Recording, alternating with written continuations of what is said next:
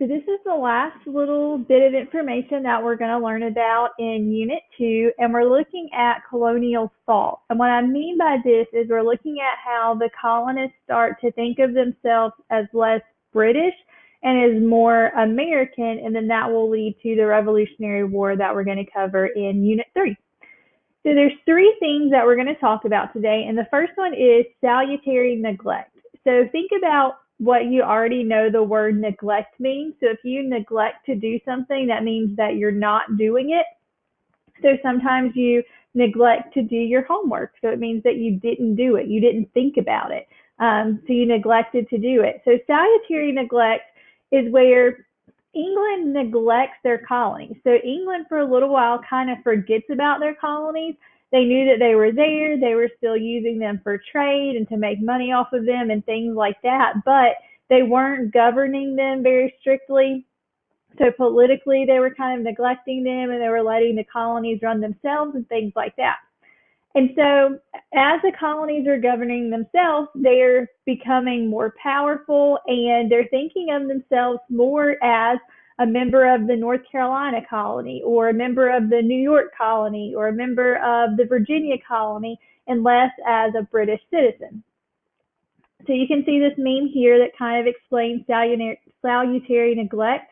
I wear my sunglasses so I can't see what those colonists over in America are up to. For now, anyway.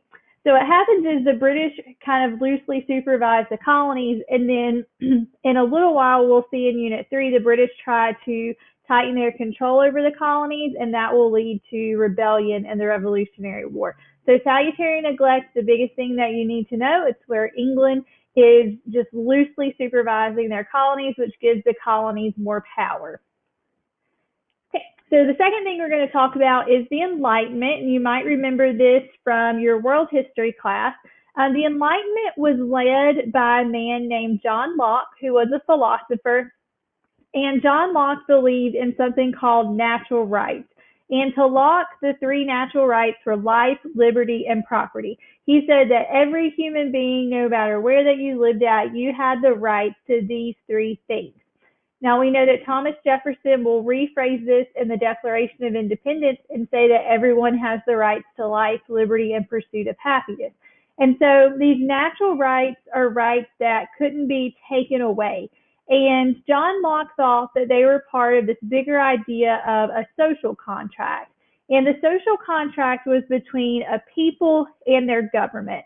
So under the social contract, people would give up some of their rights, and in exchange for giving up some of their rights, their government would protect them.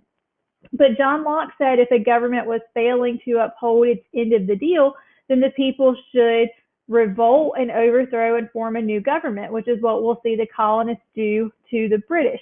And so as the Enlightenment begins to take place and the colonists learn about these ideas of natural rights, they start to feel like the British haven't upheld their end of the social contract, and so this will lead to people in the colonies starting to think that they should revolt and form a new government. So here's a meme to explain this. One does not simply take away someone's natural rights. And so the colonists started to feel like England was taking away their natural rights, especially to like property, when we learned about mercantilism, how that the British were taking their goods and things like that. And some of you asked why the colonists didn't stand up. What we see in the Enlightenment is the colonists start to get those ideas about standing up against the British. Okay, and the last thing we're going to learn about is called the First Great Awakening. It's called the first one because there's also a second one later on that we'll talk about in the 1800s. And this was a revival of Christian faith. So this was a religious movement that happens in the colonies. And what it does is it actually helps unite all of the colonies. As they realize that they're all Christian and things like that, it helps to form unity in the colonies. Remember, there were 13 different colonies, so there's a lot of different people who lived in the British colonies, and the First Great Awakening helps to unite them. And it also creates some universities that get established, like Harvard, Princeton, and Yale, as people want to learn more about the Bible and study religion more. These were actually religious schools that were established. And so as people become more educated, they start to question the authority that England had in the colonies, and we'll see this idea help lead the colonists to thinking of themselves as more American as well. One of the main leaders of the Great Awakening was a man named Jonathan Edwards, and he had a very famous sermon called Sinners in the Hands of an Angry God. He talked about in his sermon, this is a quote from it: "The God that holds you over the pit of hell, much as one holds a spider, abhors you and is dreadfully provoked. His wrath towards you burns like fire. He looks upon you as worthy of nothing else but to be cast into the fire." And so Jonathan Edwards was trying to get people to convert to Christianity and repent of their sins and be saved. And as more and more colonists were saved, it helps unite all of them. And they start to think of themselves as the United States instead of as part of Great Britain. So what you're going to do, just to make sure that you understood that information, is I have a little chart that's posted, and it tells you that each of these three things helped change the way the colonists thought about themselves and their relationship with Great Britain, and this eventually will lead them to become more independent and fight the Revolutionary War. And so with salutary neglect, the Enlightenment, and the First Great Awakening, I want you to explain each of them in your own words.